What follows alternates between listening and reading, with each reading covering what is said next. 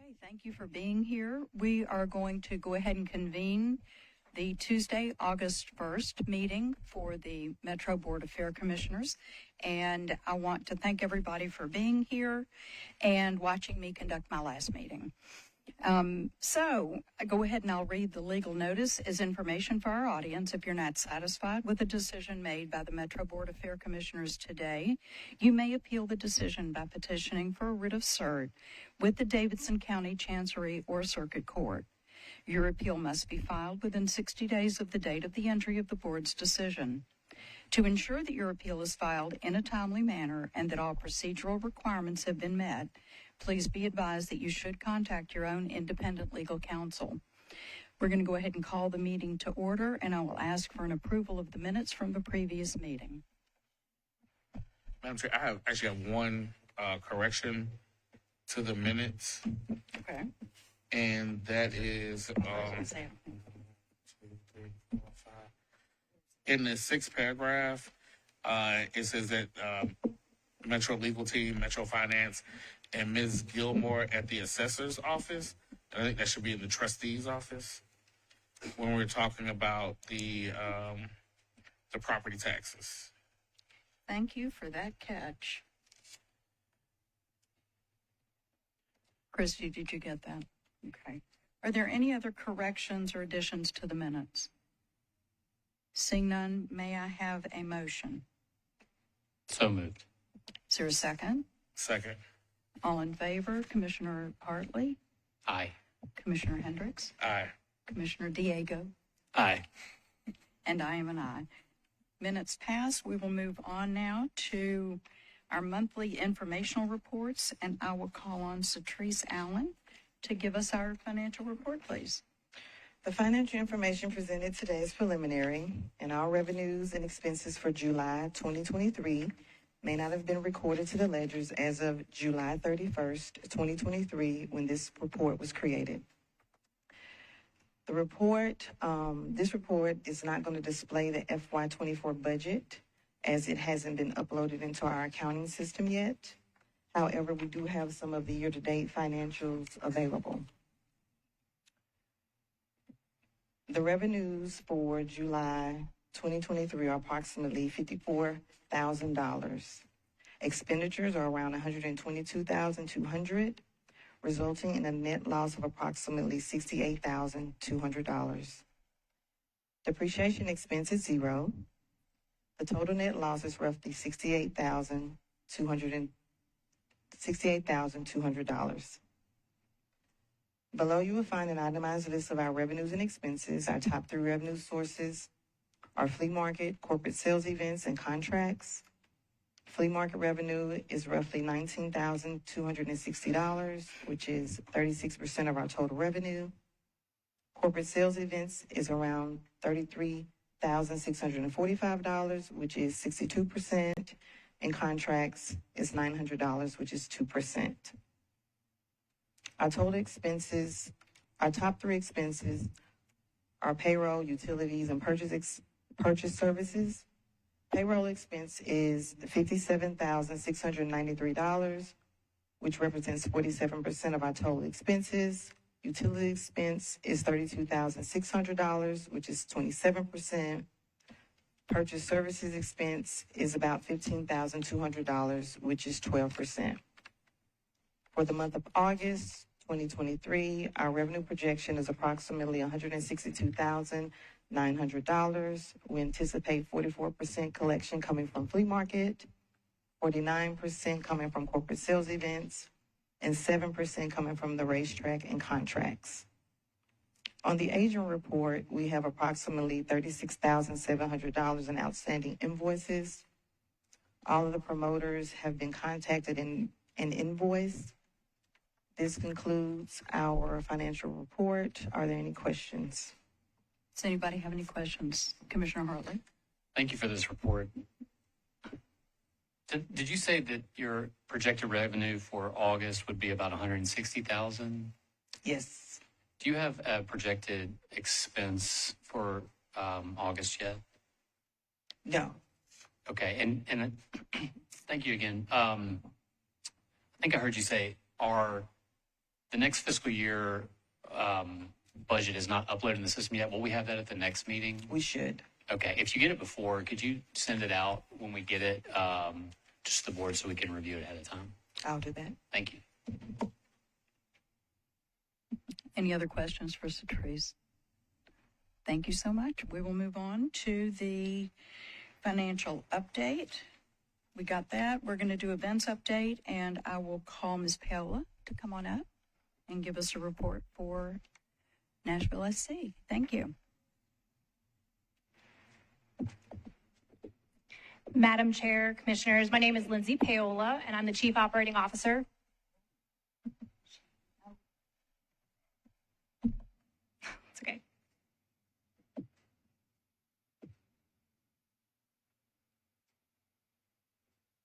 Sorry, there was a clarification. I was asked if we needed to have public comment, but we do not because there's nothing to vote on that would require that. So I'm sorry, go ahead. No worries.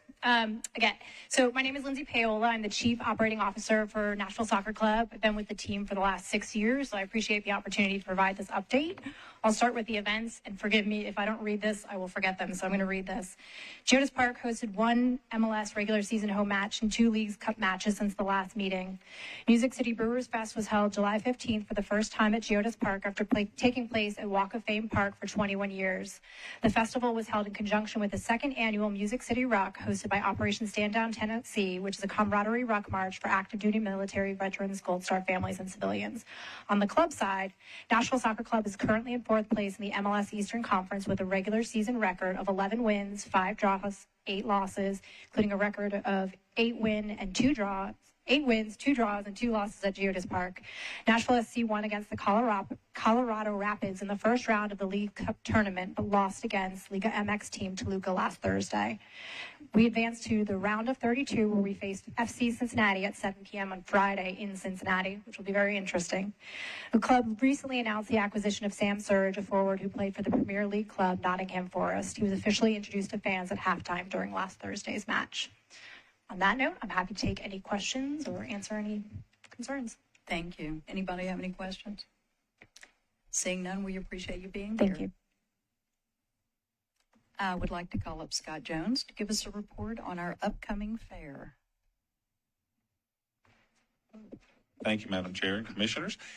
There's a gift basket in front of you, which has some nice swag from the fair, and of course your pass and ID badges for each of you. And if we miss anybody, if you need some more, just reach out and we'll take care of that. Of course, the fair is coming up here in a little over 5.5 weeks. We're excited. There is a pamphlet. It's kind of just something that you can easily keep with you. You can fold it. It gives just a rundown of some of the events that are a little bit on the front page that you may want to try to get out and check them out. Of course, on Friday, September the 8th, we kick off that night with opening ceremonies here on the grounds. We'll have an ice cream social at 6 p.m. over here in the Expo 1 hall.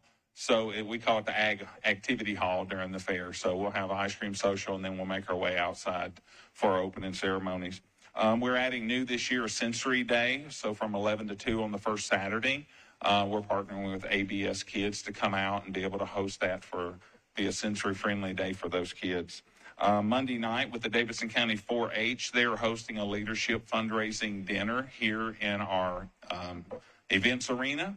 That information I will send out as an email if that's something you would like to attend to. And of course, new this year is we're having our own Brew Fest. And it's called Buckshee Brew Fest. And of course, Buckshee means free. So it'll be free with fair admission. We'll have about a dozen or so local brewers with a couple of different their favorite concoctions that they make. It'll be limited to the first 400 on that night.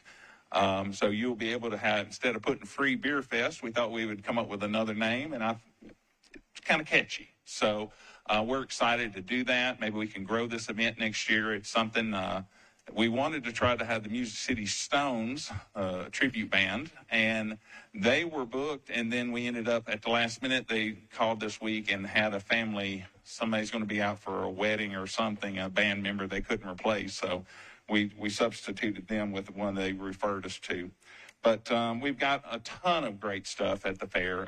When you look through the daily attractions, these are some of the things that will be here, everything from racing pigs to a butterfly exhibit, our barnyard animals, Mr. Bond, our science guys.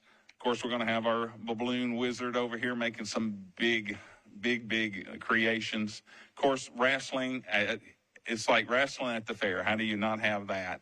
And then, of course, livestock rundown on the back sheets. If you'd like to come out on any of the livestock nights and get involved or look at that, we'd love to have you out on the livestock side. So we are excited. We're just got to, if anybody has a good word to put in with the weatherman to have 10 days of sun and cool nights, we would love to have a good word. So any questions? Anybody have any questions? Commissioner Hartley. Yes, thank you for this. This is very helpful. And I'm very excited about the fair. I have 3 young children, so we're very excited. And Commissioner Hendricks and I just agreed to a wrestling match at the fair. So Yes. you put that on the agenda. We can do it. But thank you. I'm willing to make it a tag team situation. I will take a Chairperson Weiner as my partner. All right. Well, I think, it'd be a great night. We'd have a ball. You might. But thank you very much. The only question I do have is one, Yes. this is a very tongue-in-cheek comment, because this is the way I think. How loud are those racing pigs? Well, the crowd's much louder. They really get involved with those. It's amazing. The pigs race around the track. If you don't know this, for usually an Oreo. They train them so when they come back around, they get an Oreo. So they're trained just like a pet to do a trick, right? So it's amazing. These people, the crowds just go wild for these things. And then you just can't have a fair without racing pigs. That would be true. So, and thank you for your service, Madam Chair. You're welcome. Thank you. Okay, we're now going to go to the Executive Director's report, and y'all just pretend that I look like Laura because I am going to give her report. Unfortunately, and she wanted me to share this, Laura is home with a pretty nasty case of COVID. And so she wanted to make sure that everybody knew that in case you've been around her and you happen to start feeling ill, go get a test so you can get started on your medicine. And I'm just going to read what she shared. I think the only report that I have is that we just recently started conversations with consultants regarding a fee study. We're interested in getting an independent review of our venue fees in advance of putting together our fiscal year 25 budget. It's still very early in the process, and we have not received proposals as of yet. The last time that we did a fee study was back in 2011.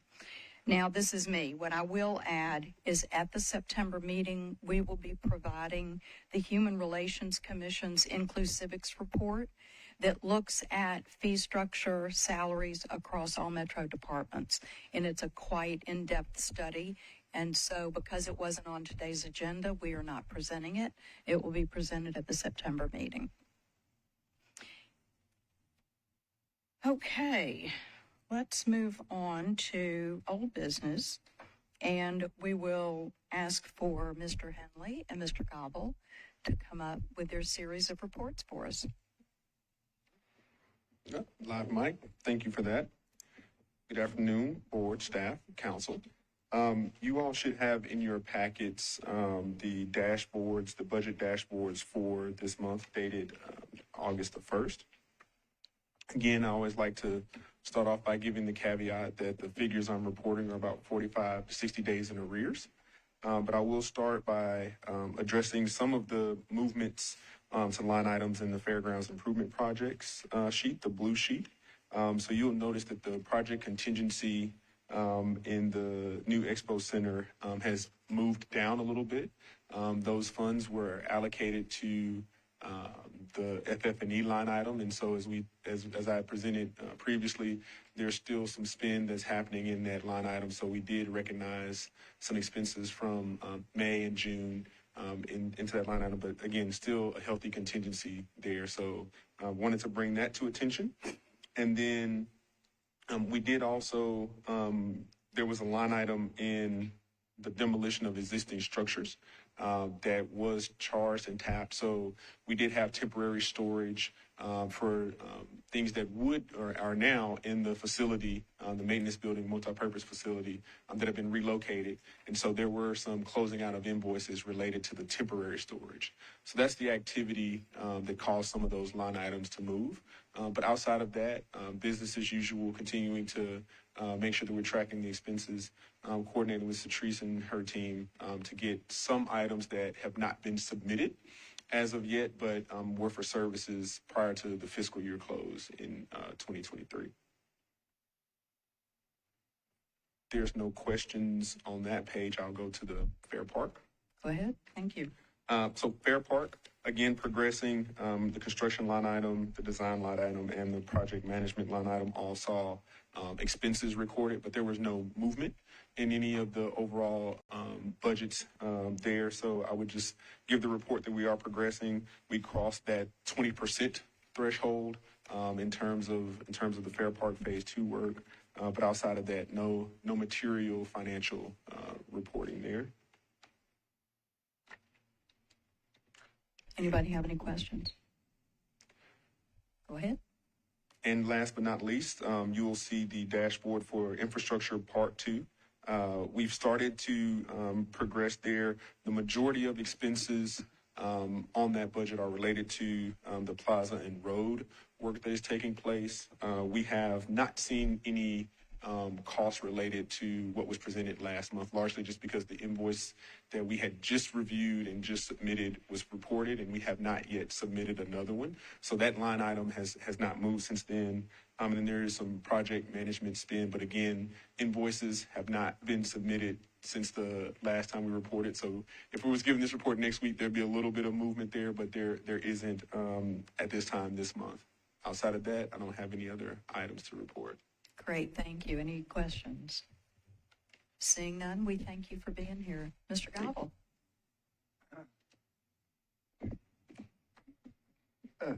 Thanks, Madam Chair. You will be missed. Apparently, we do have a question. I'm sorry, Commissioner Owen. Yes, just when those invoices come in and like our regularly scheduled meeting, if you could have that sent to us, that'd be great.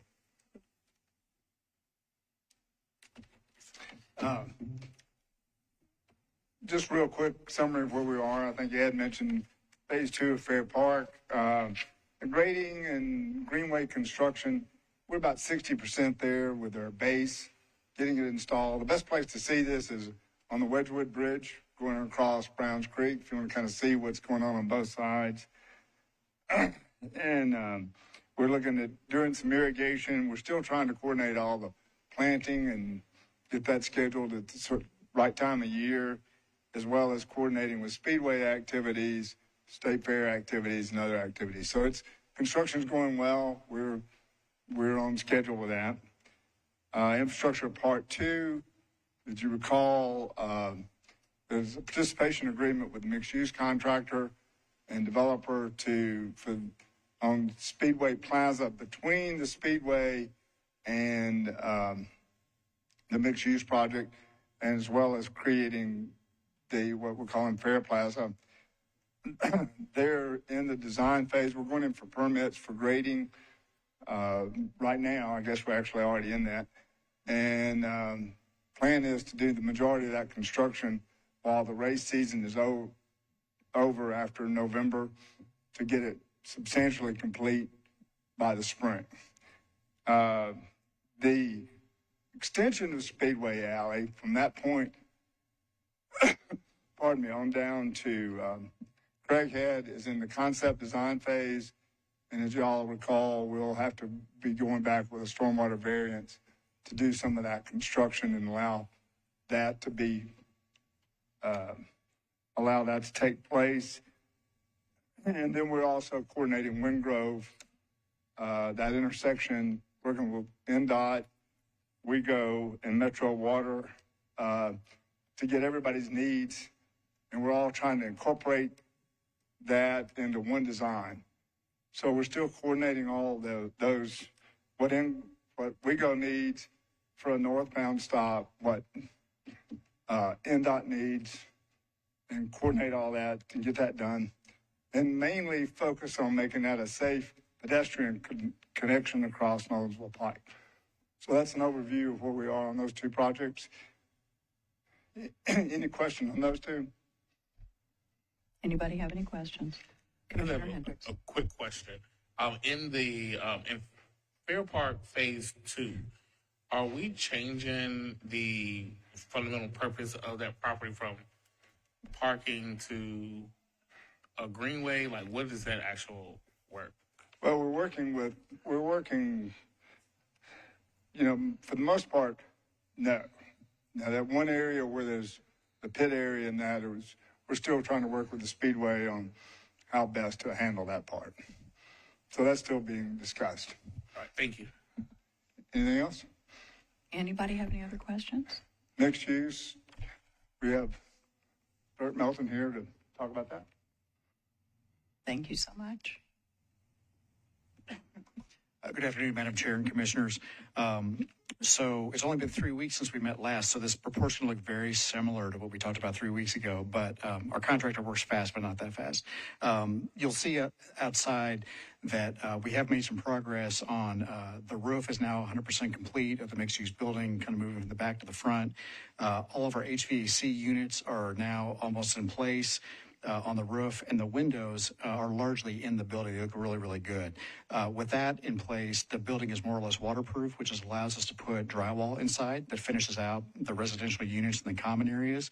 And then in terms of facade materials, the interior pool courtyard is receiving the facade panels first, and then they'll be moving out to the public-facing areas on all 4 facades as soon as the pool courtyard is done. That has to be done so they can start on the streetscape and landscaping and the pool construction on the inside around the tower crane.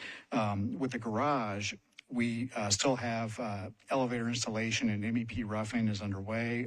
We're still waiting for a date for permanent power for NES to get that done. We're being told at this time that is likely to be in the month of October. We're trying to get that down to a date certain so that we can determine whether we can offer the garage for event parking for the All-American 400, which we would like to do if we can, but it depends on when in the month we receive that. Apparently, lights and elevators are necessary for operating the garage. So we'll be working on that with Commissioner Womack and her team very closely as it comes in. And then we're also very well aware that there's a fair coming up in a few weeks, and we have practiced with that from the previous year, and we'll make sure to stay out of everybody's way. So with that, happy to entertain any questions. Anybody have any questions for Mr. Melton? Seeing none, we thank you. Okay, we have no more old business, and there is no new business. So before I adjourn the meeting, I am going to take a point of personal privilege and share some stories about this property and about the people here that I think you guys need to know a little bit about. It has been my privilege to support and learn from Director Womack and her Fairgrounds team. If it weren't for Christy and Satrice a year ago, I might have resigned a year ago. I'm kidding. I swear I'm kidding. Metro Nashville and the Fairgrounds partners, their supporters, and their vendors are incredibly lucky to benefit from this team. They have expertise and they have a willingness to help others. They go the extra mile, and I feel like I have my extended family right here. So it's going to be a little bit hard to leave. Thank you for the opportunity to join y'all in the oftentimes intense, labor-intensive, mind-boggling work that you do day in and day out. To my Fair Board colleagues, it has been my honor and my pleasure to be able to help steer our conversations, our deliberations, and the decisions that we've made while we've been together. Although sometimes we may disagree, we do it without being disagreeable, and that speaks volumes for how we approach the work that we do here. During my time on the board and as chair, I've been deliberate about decision-making based on facts. And as chair, providing a space for everybody who wants to be heard to be heard. Given that I can't remain on the board, and while I'm serving as a Metro Council member. I can't do both. And given that the election is going to be held this Thursday, and if you hadn't heard already, I'm unopposed, I'm going to tender my resignation effective at the end of this meeting, and Vice Chair Hendricks will serve as chair until such time that a new chair is elected. But I have to tell you a story about something that happened here yesterday. And it speaks to how accommodating this staff is. So as you know, Laura's home with COVID, and she's been pretty sick since Friday. Yesterday, Matt Kuhn, who works with Bristol Motorsports, got a phone call from one of their community benefits partners, Glencliff High School, one of the teachers over there. And apparently Glencliff had no air conditioning. And today was their first day back in school for 90 teachers and staff members. And they needed somewhere to go, and nobody could seem to help them. So Matt called Laura. And yesterday afternoon at about 1:30, it took this staff about 30 minutes to arrange for them to spend all day today here doing the work that they needed to do to get ready for the students. So that's just one of so many stories I could tell about what this staff has and will always do to get the job done. With that, I thank you, and could I have a motion to adjourn this meeting? So move. Is there a second? All in favor? Aye. Aye. Aye. Aye. Aye. Thank you so much.